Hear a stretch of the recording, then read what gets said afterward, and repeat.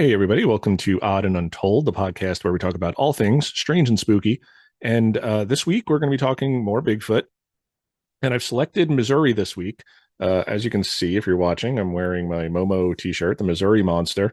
That's what Momo stands for. Small Town Monsters did one of their documentaries on Momo. It's a pretty well-known Bigfoot creature, and a lot of states have their own name for Bigfoot. So it's Bigfoot, but for example, in Ohio, they have the Ohio Grassman. Down in Florida, they have the skunk ape, the Boggy Creek creature, old red eyes, old orange eyes. So there's like all sorts of local Bigfoot creatures that get their own name. And Momo is one of them, the Missouri Monster. And I know I have at least one fan who is from Missouri and would probably enjoy hearing these stories. And so that's why I picked it this week. I've mentioned the specifically named Bigfoot creatures in other episodes, and have been wanting to do like the skunk ape or the Boggy Creek creature of Arkansas. But this week I picked Momo, Missouri Monster. So we'll get into that a little bit this week. It's a cool story. I'm not familiar with Missouri. I've never been there, but the stories are good nonetheless. And yeah, so I figured let's get into some Missouri Monster stories. I'll talk a little bit about some of the more famous stories, but then we'll get into some sightings from the BFRO. So let's jump right in this week. So yeah, the Missouri Monster, it's a typical Bigfoot. It's a large, hairy, bipedal humanoid, about 7 feet tall, 8 feet tall, covered in dark hair, has a smelly odor. One of the things they say, it's got like a more of a pumpkin-sized head, so a bigger head maybe than the usual typical Bigfoot sighting, and glowing eyes, which we hear this a lot in different Bigfoot reports. Some people say they're glowing, some people say they're reflective. I don't think a primate would have glowing eyes that emit their own light. It just seems like eye shine for the most part to me anyway. But the eyes glow orange, which a lot of animals do, bear, and there are some animals that have orange glows. And as I said, I'll link to all these sightings in the description below so you guys can see them. And this is just from Wikipedia. But the most well-known sighting happened on July 11th in 1972. Two young boys were playing in their backyard in the outskirts of Louisiana, Missouri. Their older sister, whose name was Doris, was in the kitchen, and she heard the boys screaming. And she looked out the window, and she saw a massive, dark-haired, man-like creature holding what appeared to be a dead dog. And we hear this a lot in stories too, that the deer slung over its shoulder, or a pig, or a dog. And we just hear this in a lot of stories, that there'll be a dead dog, there'll be a dead animal around this creature, and they blame it on the creature. And Doris described it as having a pumpkin-shaped head with large glowing orange eyes. So the pumpkin-shaped head is interesting because pumpkin is more round in shape and but stout, and most Bigfoot sightings will cite more of a conical shaped head. You know, you just think of a typical gorilla or an ape where the head just is more conical shaped. It's thicker at the bottom and you know, more pointed at the top. But this is pumpkin shaped, so a little bit more like oval or roundish. So that's interesting. And again, the orange eyes, I always attribute this to eye shine. If they're glowing on their own, then is this a biological creature, or is this a demon or a ghost or something more paranormal? I think most people, when they're just traumatized or they're scared or they're seeing something they don't understand and they see the eye shine, they may mistake that as glowing eyes, whether they're red or orange. I mean, some people say they're green. I've heard all sorts of things, yellow. So who knows? And there were a lot of other sightings that year in 1972 as well. Most notably, a local fire department chief, a member of the city council, his name was Richard Allen Murray, and he reported driving along a creek bed and saw a massive upright creature in the car's headlights, which we've talked about before in other episodes. These road crossings, these creatures just kind of get caught in the headlights. As a result of that sighting, because he was on the city council and he's a fire chief, a 20-person posse was formed to go hunt the creature, but nothing was ever found. That's usually the way it is with these hunting posses. They go out, you know, fully armed, and there's 20, 30 guys, and they don't usually find the creature. We've seen this like in the Legend of Boggy Creek and other stories, but sadly they never find anything. And this article does mention Momo, the Missouri Monster from Small Town Monsters. Cliff Barackman and James Bobo Fay from Finding Bigfoot and the Bigfoot Field Researchers Organization, BFRO. They were in the movie. I reviewed the movie on my blog back before I was doing the podcast here. So I will link to that blog post and review down below. Seth Breedlove, who's been on my show, first and second episodes of the show, if you want to go back and watch, awesome guy. He directed that one, Momo, the Missouri Monster, and took a slightly different approach. Usually his movies are documentaries. And with this one, he kind of took more of a tongue-in-cheek, like docudrama, kind of like The Legend of Boggy Creek or like those other shows you'd see back in the 70s, you know, The Mysterious Monsters or Overlords of the UFO, just this kind of like cheesy 70s feel to it. But it came out really good. I mean, I liked it. A little bit more tongue-in-cheek, didn't take itself too seriously, but still took a serious approach to it. Not too serious, but I kind of liked that one. And like I said, you can read my full review by clicking the links below. But for now, let's get on to some contemporary Momo sightings in Stone County. Okay, and as per usual, all these stories are coming from the BFRO website, and I'm going to read the story, read if there's any follow-up investigation by a BFRO investigator, and then I'll give my thoughts on it, because I like relating the stories, but I also like sort of analyzing them and seeing, you know, are these plausible? Are there other explanations, and just breaking them down. So hopefully you guys enjoy. So first story, teenagers observe animal hiding behind trees in yard near Cape Fair. This happened in 1978, July, probably the 6th or the 7th, she says. Nearest town is Cape Fair. Nearest road is Highway 173. And she says, it was July 1978. My family had just moved from Illinois to Cape Fair, Missouri a few weeks before. Our parents went back to Illinois for a funeral, and my sisters, ages 16 and 14, and I, 12 years old at the time, were there alone. It was late at night, around 11 or midnight, when we were all startled by our dogs barking and growling on the porch. Normally, the dogs would go down to the driveway if they heard something. This time, they stayed on the porch, looking towards the front yard, barking and growling like I've never heard them do before. What scared us was that the dogs were scared to go down off the porch. We turned all the lights off in the house and looked out the front windows and door to see if we could see headlights or something outside. There was a floodlight at the corner of the driveway that cast a light on our front yard. The front yard was all uphill with a 5-foot barbed wire fence separating our yard from the pasture. The front yard had huge black walnut trees spaced out about 30 to 50 feet apart, scattered around. I was looking out the front window and saw a large figure standing partially behind a walnut tree. I stared at it a few moments to focus in the dim light to see what it was. I thought it was maybe a drunk camper who was lost. You could walk down our backyard to the lake, so I thought maybe someone was looking for a way to the lake through our yard. People would camp and fish very close by, so we thought somebody was lost. All around our house, it was dense forest, and there was only one other house on our half-mile road, so we were very isolated. My 16-year-old sister went to calm the dogs down. The 14-year-old and I were still looking out front. Then after a few moments, the figure dashed to the next tree about 50 feet away in about 3 or 4 strides. So pretty big stride length there. I kept looking, and before I could ask my 14-year-old sister if she saw that, she ran to the back porch to help my 16-year-old sister with the dogs. By this time, the dogs were freaking out. Then I looked back to the front yard, and where I saw it go to another tree, then another tree, zigzagging its way up the hill towards the pasture. Then, to my amazement, it cleared the barbed wire fence in one stride and was gone into the night. My sisters were tending to the dogs, so they didn't see all of what I saw. My 14-year-old sister said she saw something by the tree, but she never said anything more than that. I don't know if they were trying to keep me from getting scared, but I think she saw it too. I told my parents about it when they got home. They just blew it off to a city kid seeing something in the country night. While I lived there until 1984, I had heard stories of the Ozark Mountain Monster, but thought it was just folklore. I did have several conversations with old-timers from the area and heard stories of Bigfoot sightings over the years, but never had the courage to go public. I am 37 now and do still believe to this day I saw a Bigfoot. I still get chills when I think about it, and I'm also having chills while I'm typing this right now. Too spooky. Also noticed, I never heard anything except the dogs barking and growling. We were inside, so that's all I could hear. I went up there the next morning and found nothing. I didn't know what it was I was looking for then anyway, but nothing was out of the ordinary. As far as other stories, I heard someone saw something strange making a fuss in the creek near a bridge up Highway 76, just outside Cape Fair, about 10 miles or so. It's a popular swimming and fishing spot. It supposedly happened in the early 1960s. An old man was fishing around dusk and heard splashing in the creek towards the bridge.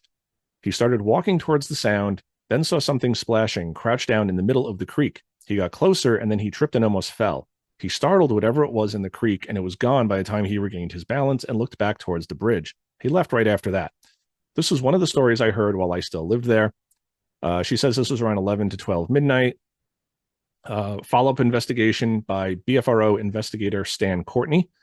And he says, I spoke with the witness by phone. She was very impressed by the immense size of the animal, being at least 7 feet tall and very bulky.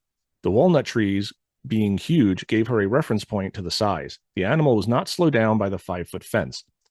After 26 years, she still spoke about the fear she and her young sisters felt during the brief sighting. So I really like this one. This is a pretty standard sighting.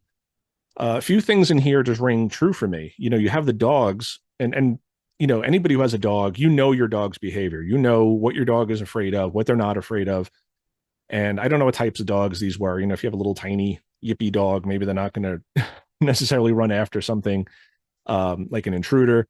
But if you have bigger dogs, they might go after these things. And I hear this all the time that people will say, my dog, they'll go after bear, they'll go after deer, they'll go after anything big in the woods.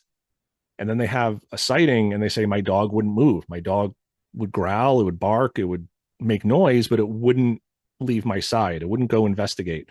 So anytime I hear that, it definitely piques my interest, because I think that is a telltale sign that this is something not quite right. And it could be, big bear or mountain lion, something that maybe the dog knows they should be afraid of.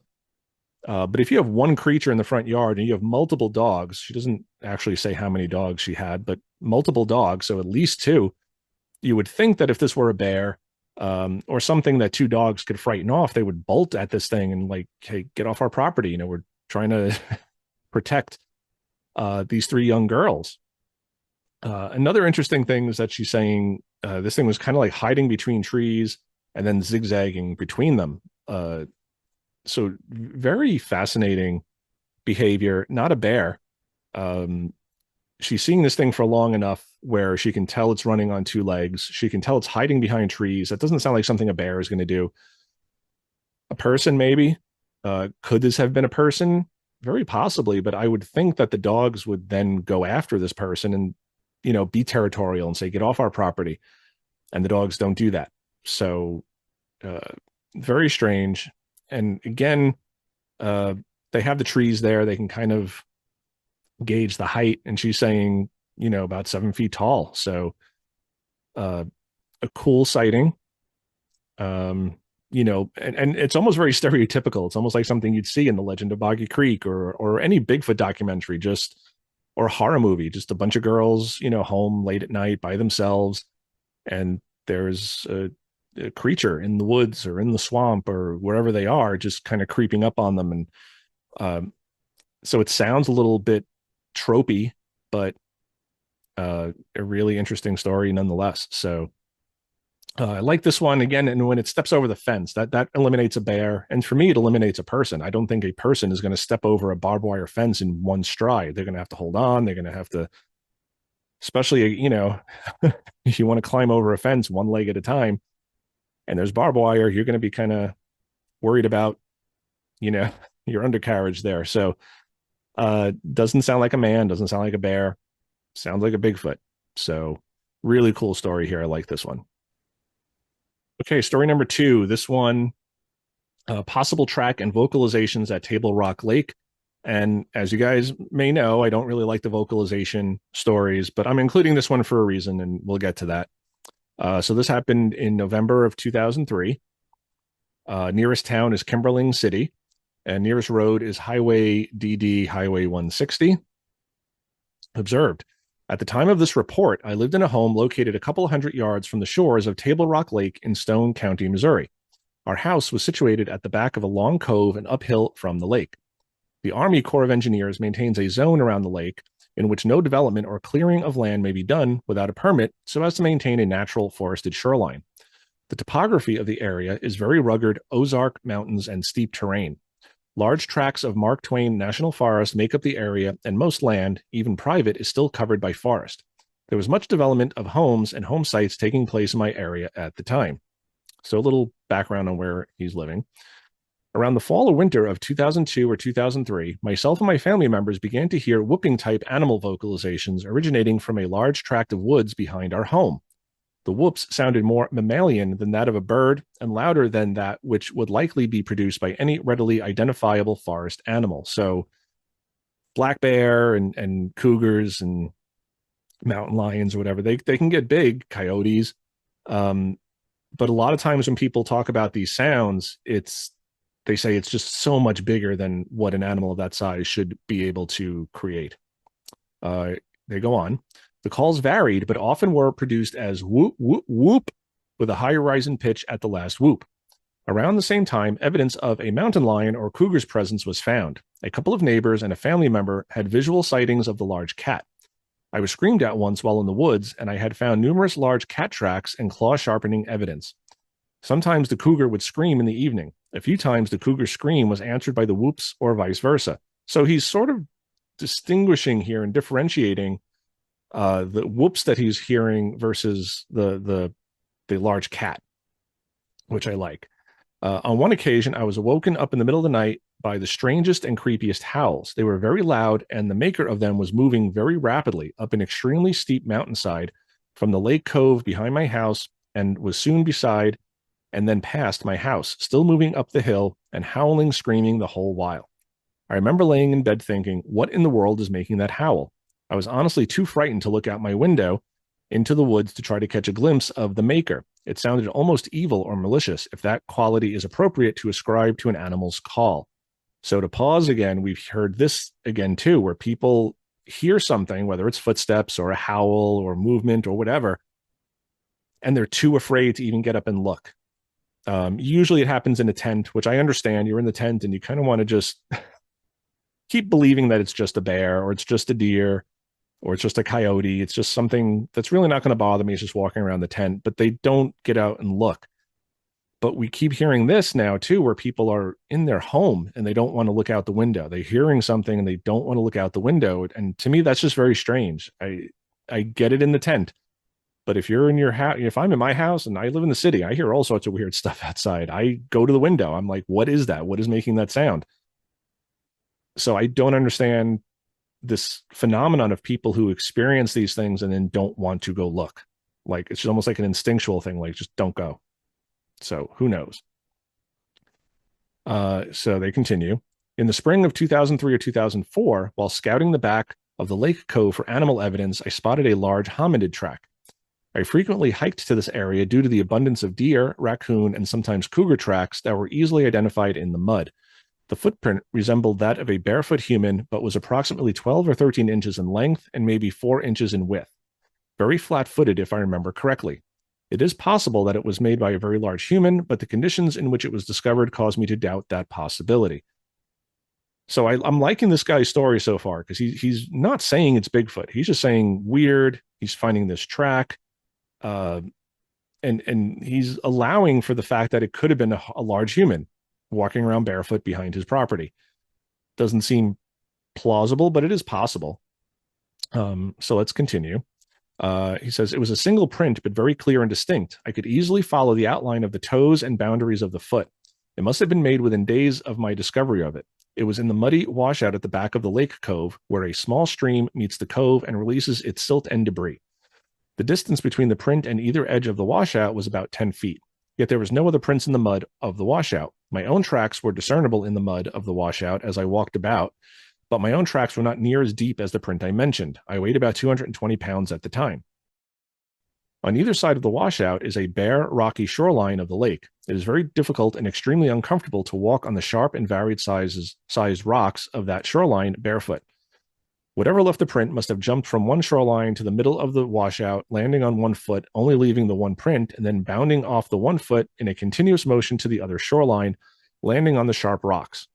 The distance traversed by the required leap is a distance nearly impossible for any human to accomplish.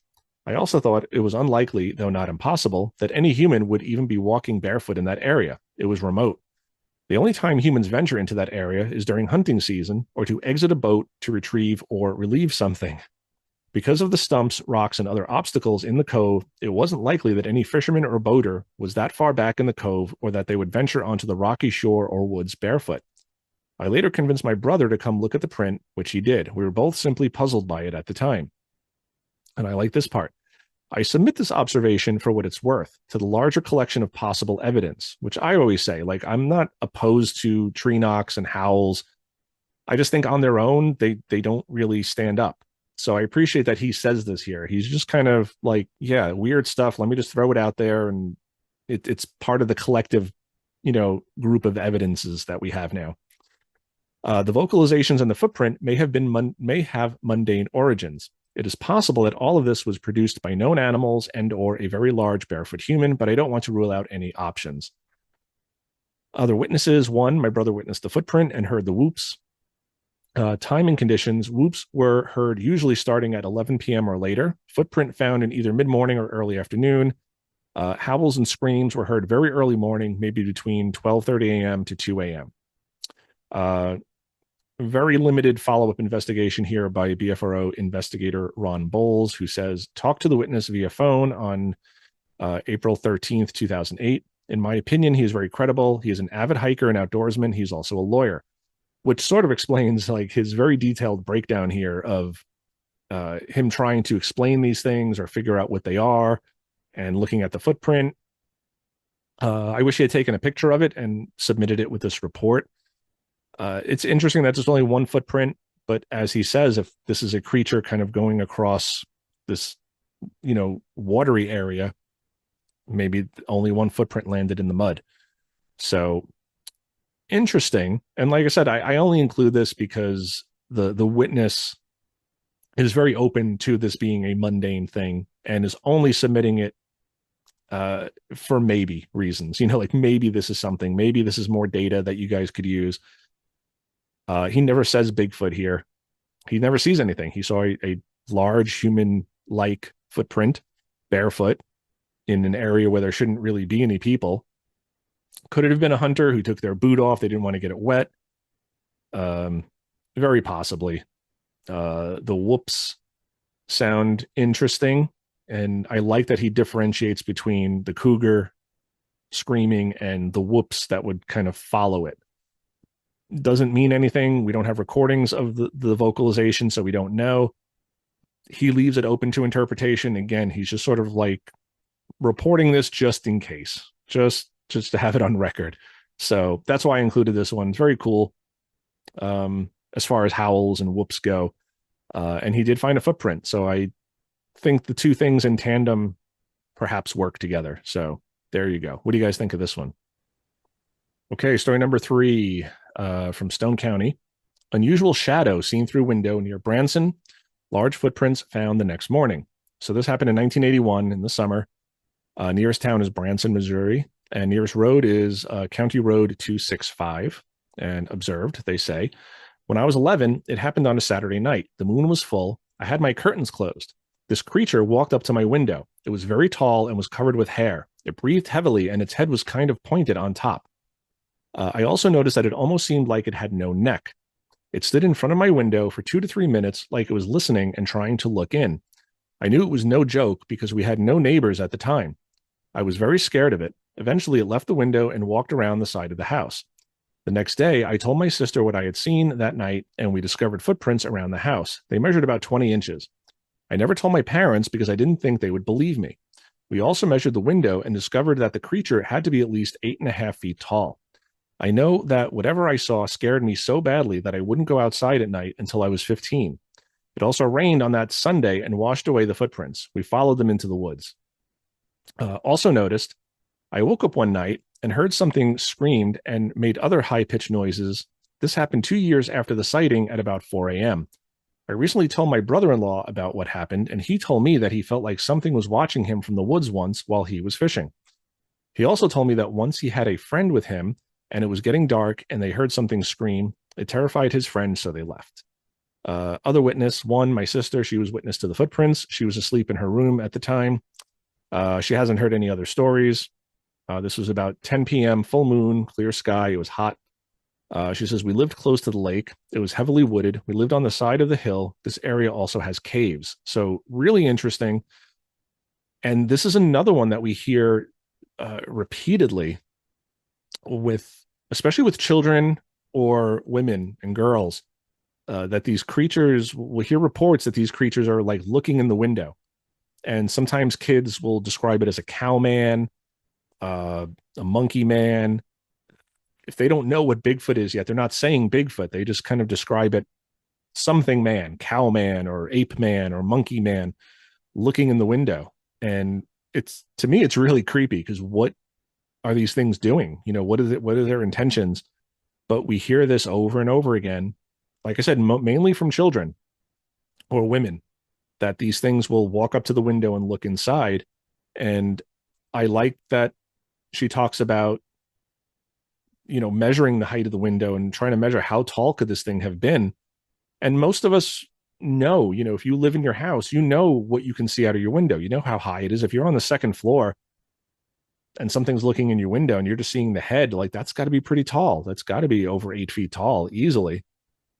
And what is it doing looking in the window?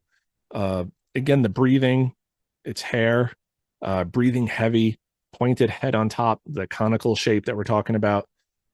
So this is another one. It's kind of stereotypical, kind of tropey.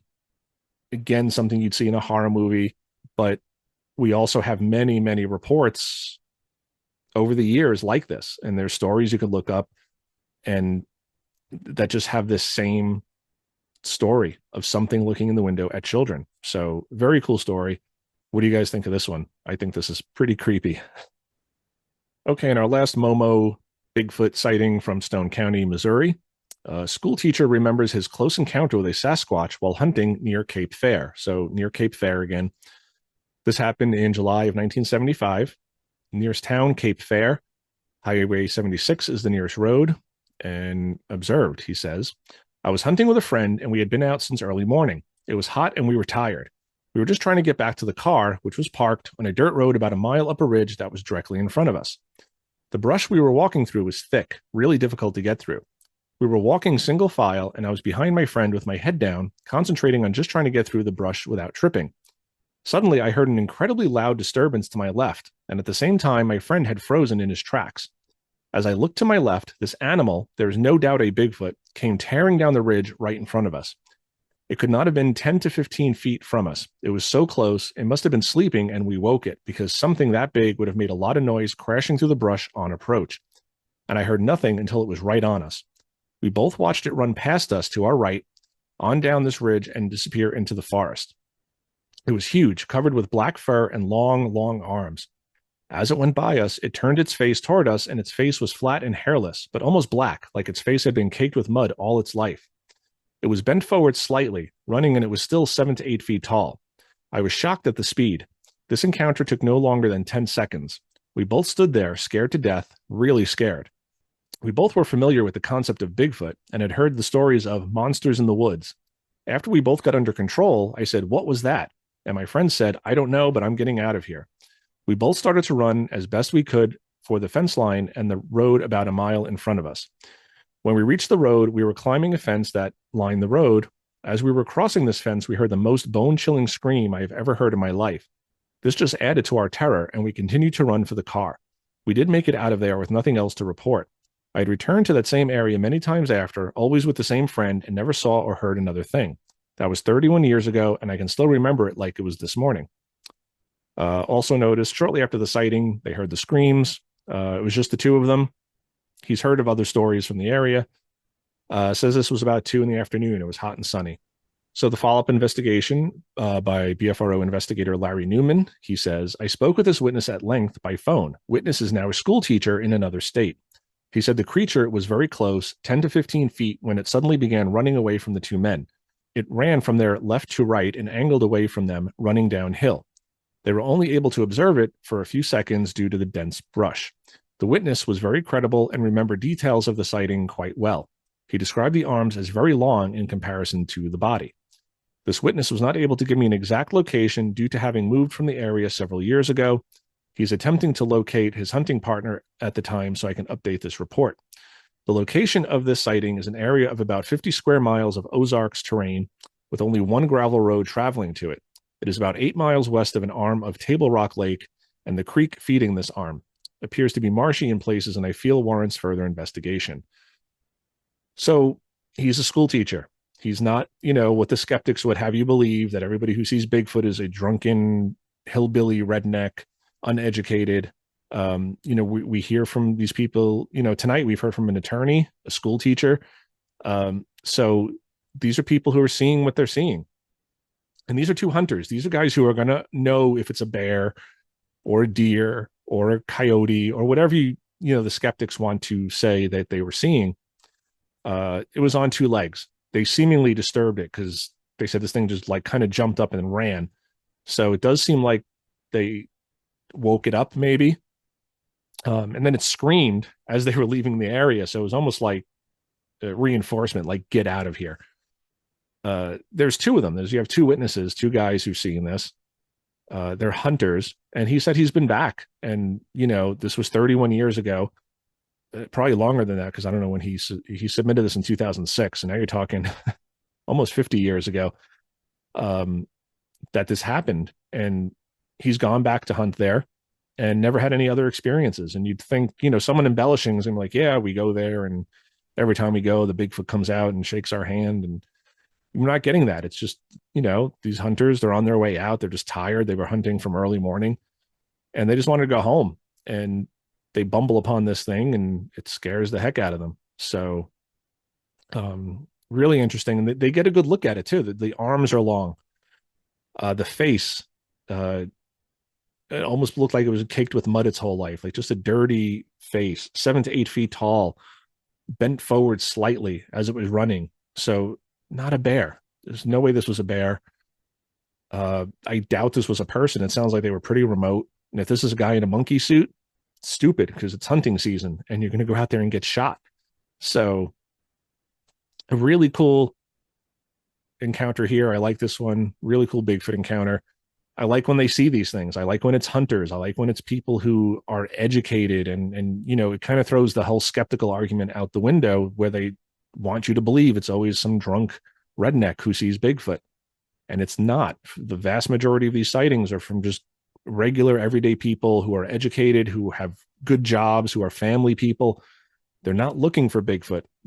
The vast majority of them are just out there camping or hunting or hiking or just enjoying the outdoors. They're not looking to find these things, and they stumble upon Bigfoot and Momo. So I like this one. It wasn't updated, so I don't know if this guy ever spoke to the second hunter, but a very cool story nonetheless. All right, everybody, there's our 4 Bigfoot sightings encounters from Stone County in Missouri.